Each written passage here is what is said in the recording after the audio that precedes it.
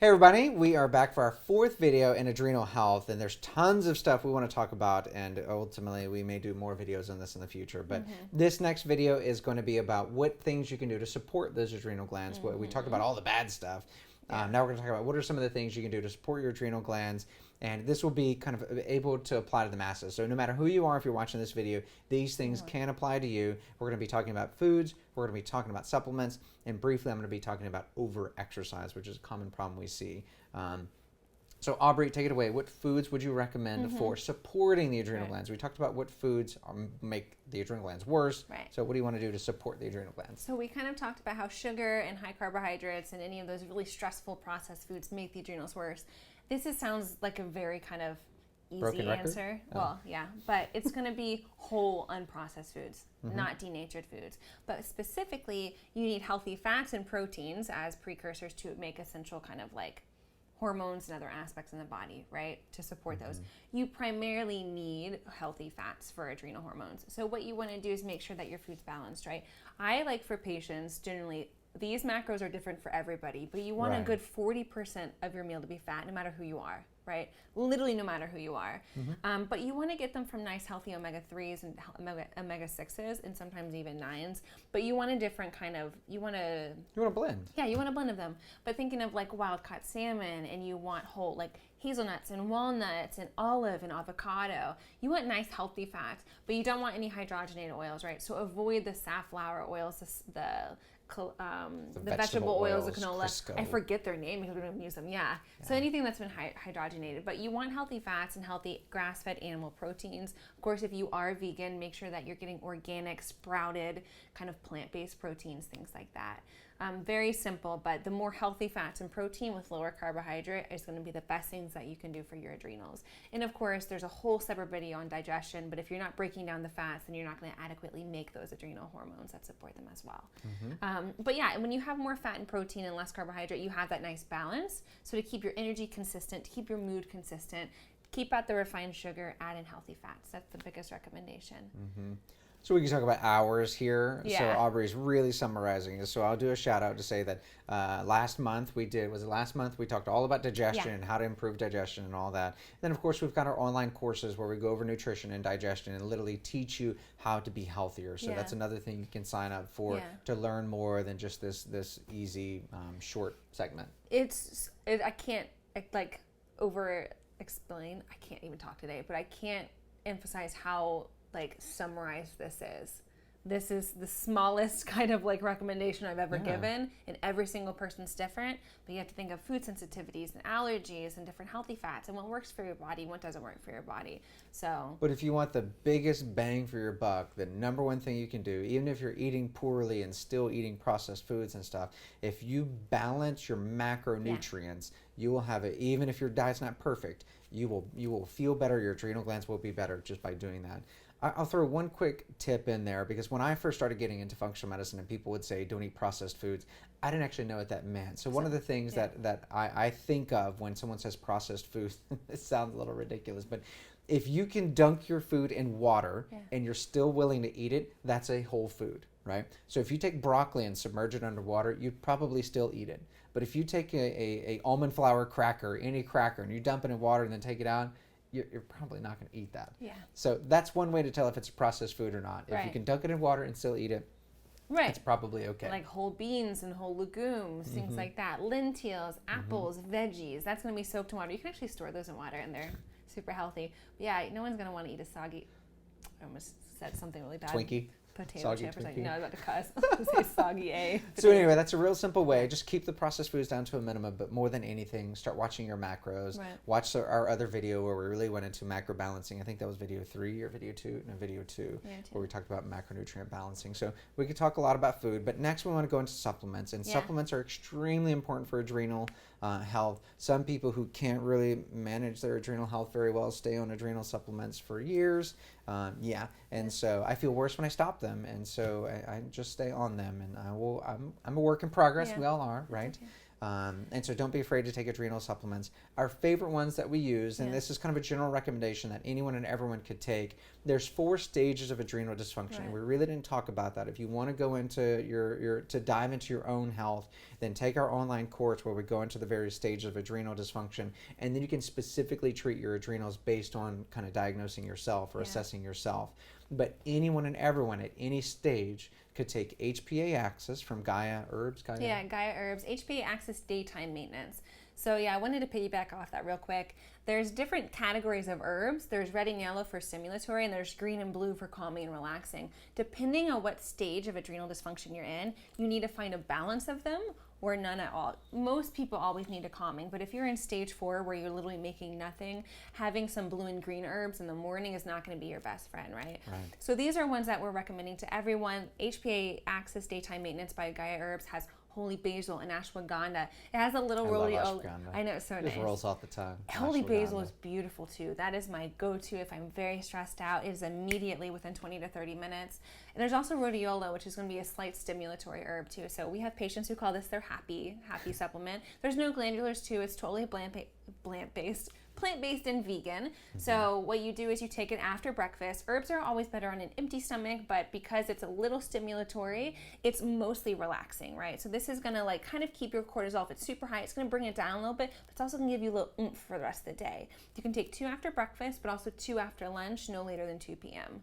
But that's gonna be a nice modulator, right? So it's gonna give you the oomph where you need it with rhodiola, and then oki milk extract, I believe, holy basil, ashwagandha, and other herbs, and they're gonna kind of bring you down a little bit, but make you feel good and more relaxed. Okay.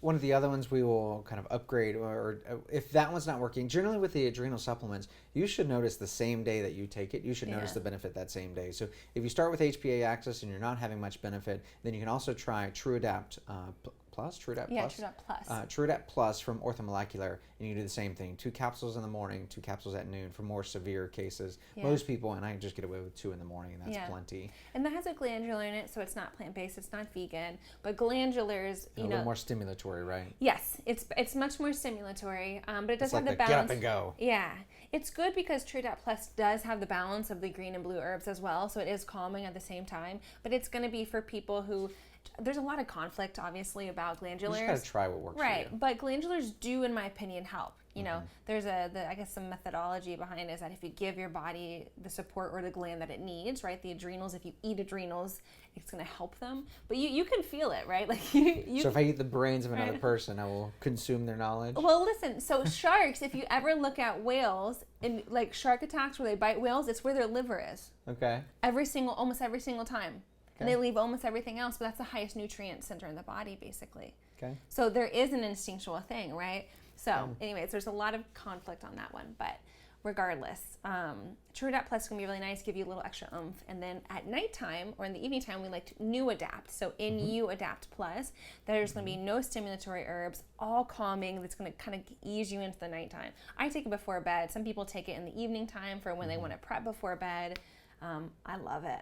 Yeah, and you just got to play with what works for you. So the New Adapt is 1 to 2 capsules, depending on how severe your case is. But once again, it's one of the things that you should notice the improvement.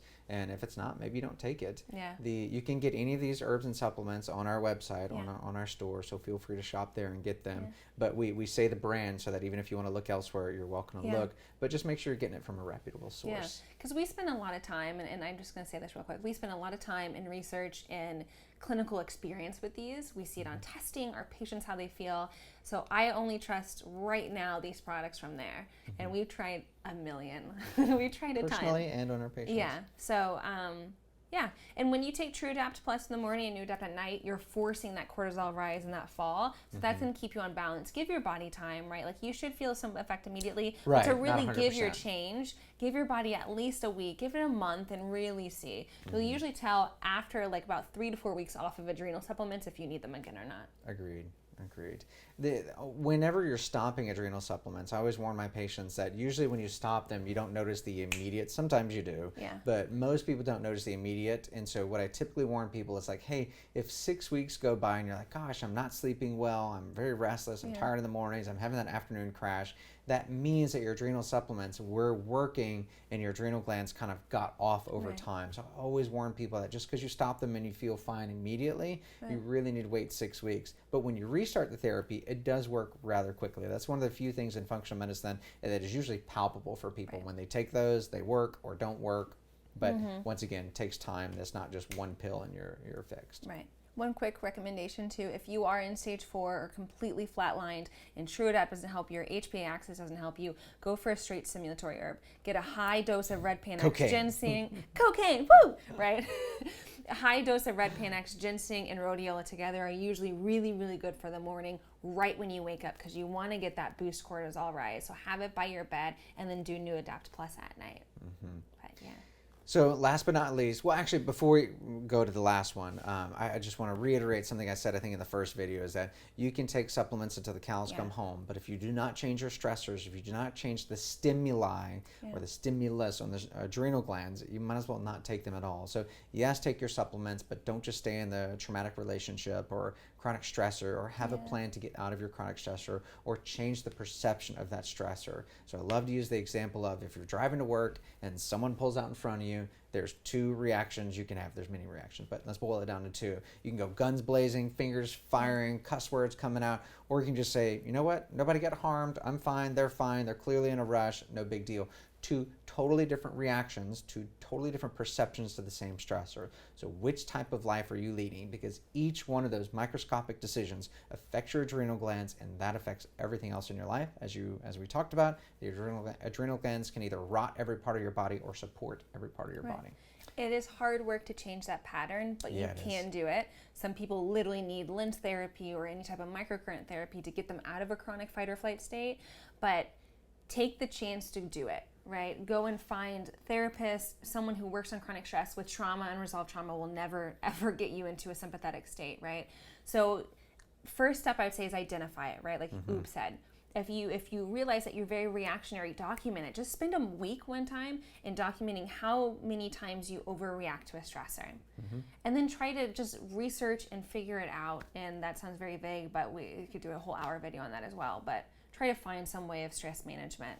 Just figuring out the root cause is actually the main issue. But last but not least, I want to briefly touch on over-exercise, because it's a common thing with people with adrenal stress, and not even over-exercise, just exercise in general. So frequently when I have a new patient in my office, I tell them to stop exercising, because generally if you feel bad, if you don't have the energy to exercise, if you feel worse after exercise, you are technically putting more stress on your adrenal glands than they can actually carry.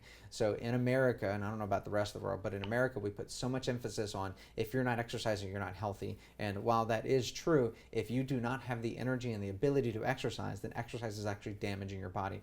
Exercise is a physical stressor. One of the common questions I ask all my patients is, what do you do for de-stress? And a common answer I get is, I work out, I run, I bike, I box, something like that. And so that's great. That's a mental de-stressor, but that is a physical stressor. So when I ask for a de-stressor, I want a physical, emotional, mental, everything spiritual de-stressor. And so that's the only way. If you constantly have ups and no downs, then that's going to rot the adrenal glands. So just be mindful of the exercise you're doing. My 2 requirements for exercise when people are adding it back in or are continuing to exercise is that, number 1, you should be able to do the exact same workout the next day, and B, you should not feel totally wiped out after you work out. Now, obviously, there are some caveats there. If you're doing really well and you do a HIIT exercise or something and you're wiped out afterwards once, that's okay.